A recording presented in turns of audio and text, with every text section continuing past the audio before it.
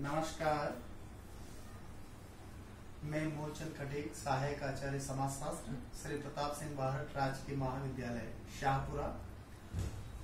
सामाजिक मानव शास्त्र विषय का आज का टॉपिक है नातेदारी व्यवस्था।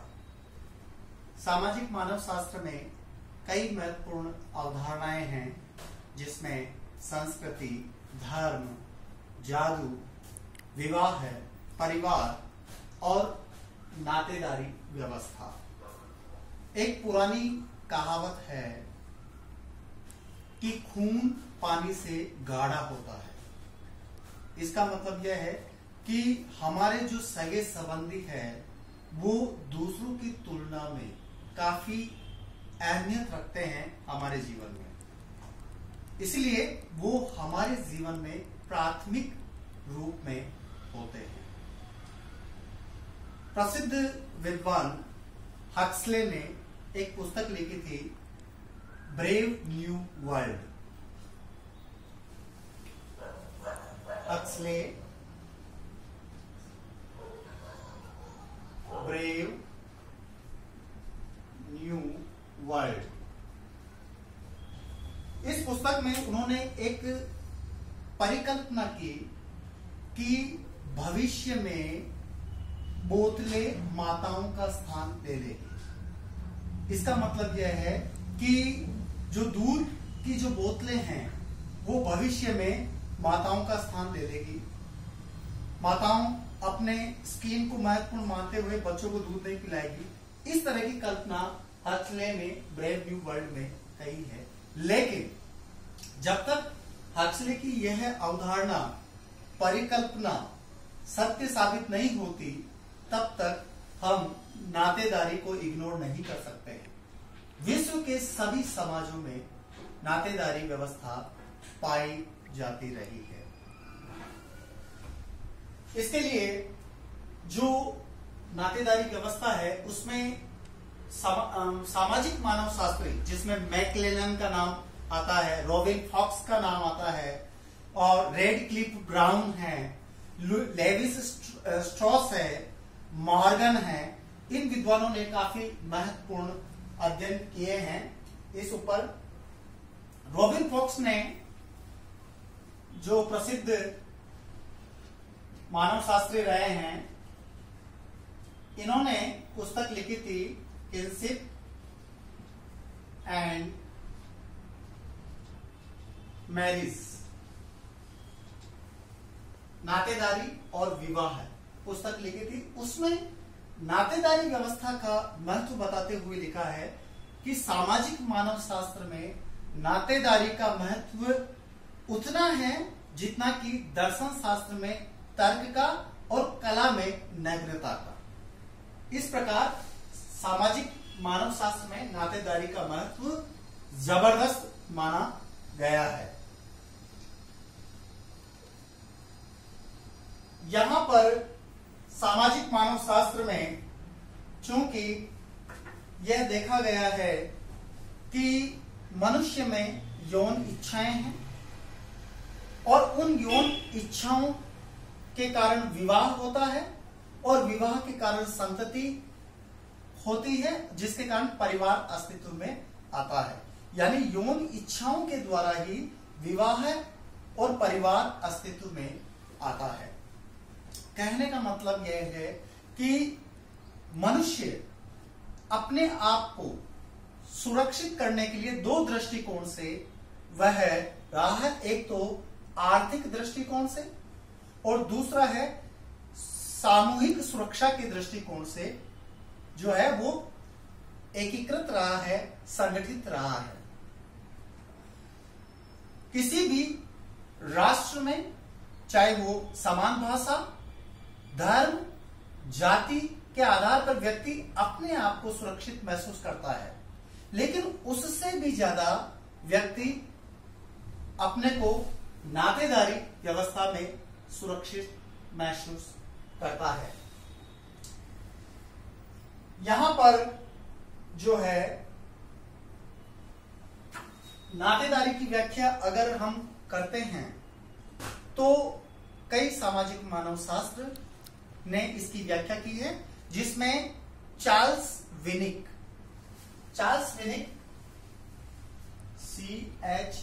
CHARLES, Charles WINICK, dictionary of anthropology, dictionary of anthropology,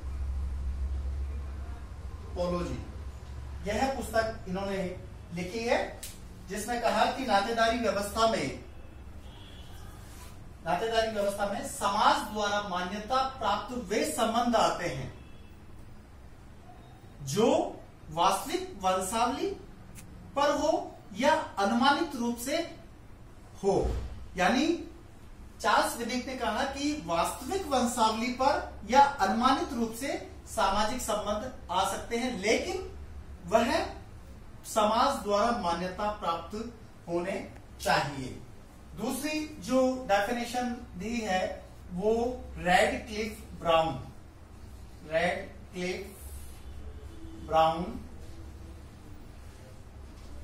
structure, इन्होंने पुस्तक लिखी थी structure and function FUNCTION function of primitive society.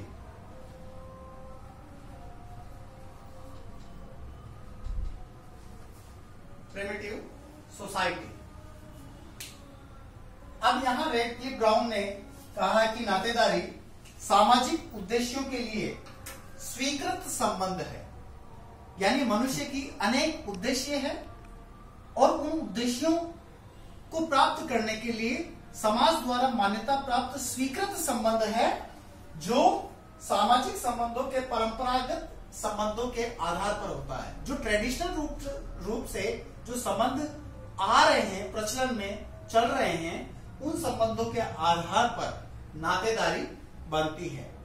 तीसरी बात की अगर हम कहें तो ये रॉबिन फॉक्स की है, जिन्होंने किनशिप एंड मैरिज पुस्तक लिखी थी। इन्होंने जो नातेदारी के लिए शब्द का इस्तेमाल किया है वो कहा है कि नातेदारी की अत्यंत सरल परिभाषा यह है कि यह केवल स्वजन समूह है। यानी इसको रॉबिन फॉक्स ने स्वजन समूह यानी अपने ही समूह है, अपने ही लोग, अपने ही व्यक्ति, उनको इसमें माना है।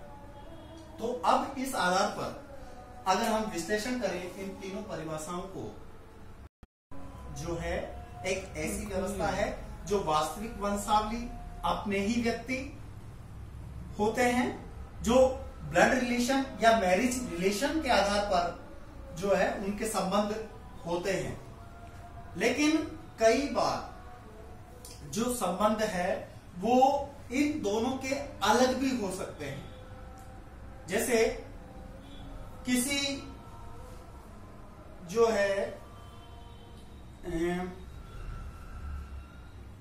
किसी समाज व्यवस्था में, वैसे हिंदू समाज व्यवस्था में भी इसे स्वीकार किया गया है, लेकिन जनजातियों में भी यह बात प्रचलित में है कि यदि किसी के संतान नहीं है और वह किसी को गोद लेना चाह रहा है, कि बच्चे को या बच्ची को गोद लेना चाह रहे हैं, तो ऐसी संतान को यदि समाज स्वीकृति प्रदान कर देता है तो उसको वो सारे अधिकार और दायित्व प्राप्त होंगे जो उसके वास्तविक पिता को प्राप्त होते हैं या वास्तविक पुत्र को प्राप्त होते हैं। यानी वह जैविकीय पुत्र तो नहीं है, लेकिन फिर भी उसे गोद ले लिया गया है, तो अब वह जो है उसको सारे अधिकार और कर्तव्य प्राप्त हो जाएंगे, क्योंकि समाज ने इसे स्वीकृति प्रदान कर दी है। कई जनजाति हिंदू समाज के अंदर भी इसको स्वीकार किया गया है और कई समाजों में ये देखा गया है गोद लेने की प्रथा, जो उसे सारे अधिकार, यद्यपि वास्तविक रूप में ब्लड रिलेशन भी नहीं है, मैरिज रिलेशन भी नहीं है, लेकिन फिर भी जो है उसको अधिकार दिया गया है। और इसके साथ ही हम यहाँ पर नातेदारी व्यवस्था में दो प्रकार के जो है वो रिलेशन देखने को मिलते हैं। संबंध, नातेदारी में जो संबंध होता है, एक तो होता है समरक्त, जिसको हम बोलते हैं ब्लड रिलेशन, खून का संबंध, समरक्त संबंधी। इस संबंधी में जो है हम मानते हैं भाई बहन, माता पिता, दादा दादी, नाना नानी, ये सारे जो संबंध है वो ब्लड रिलेशन के होते हैं। दूसरा संबंध होता है वह है मैरिज रिलेशन, विवाह संबंध, विवाह संबंधी। ये दो प्रकार के संबंध। विवाह संबंधी के अंदर स्त्री और पुरुष दोनों का योग होता है, तो उनके दोनों जो पक्ष होते हैं, जैसे सास ससुर, ननद भौजाई, देवर भाभी, ये जो सारे रिलेशन है वो मैरिज रिलेशन से संबंधित हैं। तो इस प्रकार दो प्रकार के जो संबंधी है, समरक्त संबंधी और विवाह संबंधी, ये दो भेद है। इसी भेद के आधार पर जीपी मर्डॉक ने पुस्तक लिखी थी सोशल स्ट्रक्चर।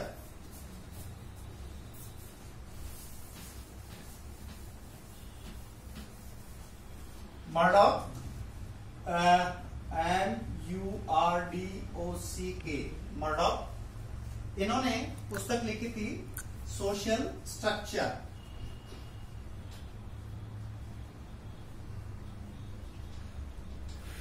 इस पुस्तक में नातेदारी व्यवस्था की 3 श्रेणियां, यानी कि 4 श्रेणियां बताई थी, लेकिन 3 जो है, पहली प्राथमिक श्रेणी, द्वितीयक,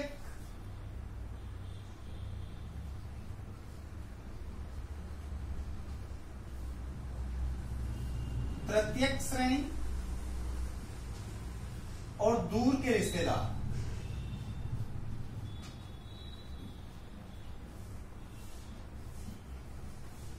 वैसे 3 प्रमुख श्रेणियां हैं और चौथा इसमें जोड़ दिया दूर के रिश्तेदार।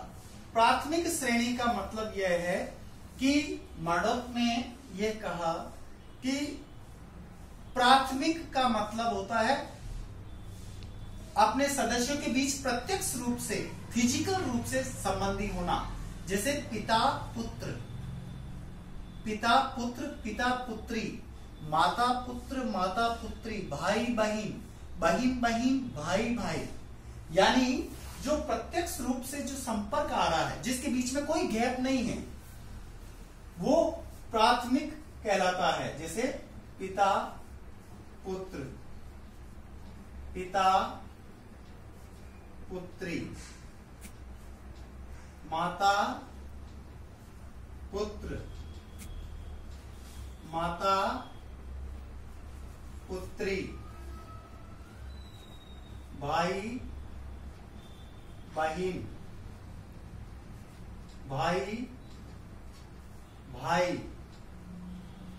बहन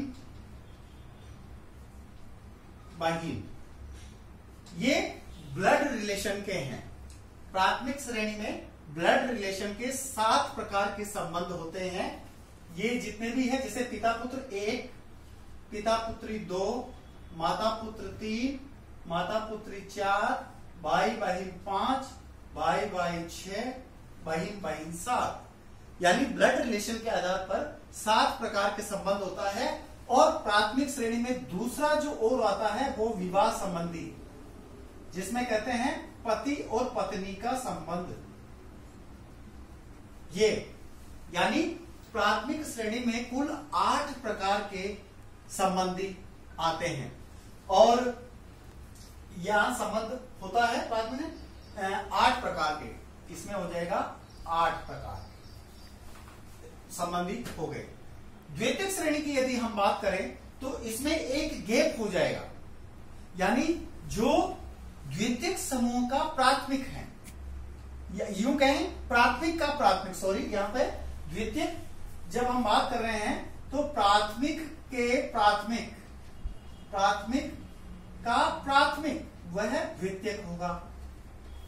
जैसे यहां मैं बता दूं, पिता है, फिर पुत्र है, फिर पिता का पिता है जिसको हम कहेंगे दादा, और इसको कहेंगे पोता। ठीक है, यहां जैसे दादा का पुत्र होगा उसको पिता, और पिता का पुत्र होगा, तो दादा और पोता ये द्वितीयक श्रेणी है। यहां चूंकि यह प्राथमिक का प्राथमिक है इसीलिए इसे द्वितीयक श्रेणी कहा जाएगा। इस तरह के बहुत सारे जो रिलेशन बनते हैं, बहुत सारे का मतलब है 33 प्रकार के संबंध यहां देखने को मिलते हैं। तृतीयक श्रेणी में अगर हम बात करें तो प्रकार के संबंध देखने को मिलेंगे, और ये कब, जब इसका तात्पर्य यह है कि जब द्वितीयक संबंधी का प्राथमिक हो या प्राथमिक का द्वितीयक संबंधी हो, उसे हम तृतीयक संबंधी कहेंगे। जैसे यहां दादा, फिर उसका पिता, फिर उसका पुत्र, और फिर होता पुत्र का पुत्र पड़पोत्र।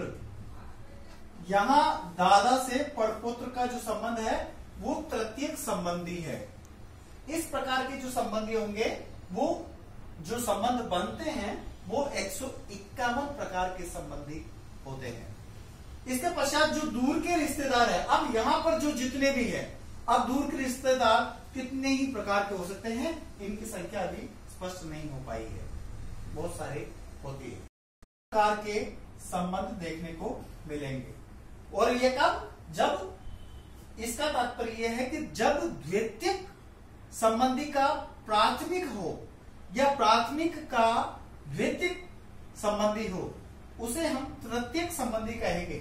जैसे यहां दादा, फिर उसका पिता, फिर उसका पुत्र, और फिर होता पुत्र का पुत्र पड़पोत्र। यहां दादा से पड़पोत्र का जो संबंध है वो तृतीयक संबंधी है। इस प्रकार के जो संबंधी होंगे, वो जो संबंध बनते हैं वो 151 प्रकार के संबंधी होते हैं। इसके पश्चात जो दूर के रिश्तेदार है, अब यहां पर जो जितने भी है, अब दूर के रिश्तेदार कितने ही प्रकार के हो सकते हैं, इनकी संख्या अभी स्पष्ट नहीं हो पाई है, बहुत सारे होती है।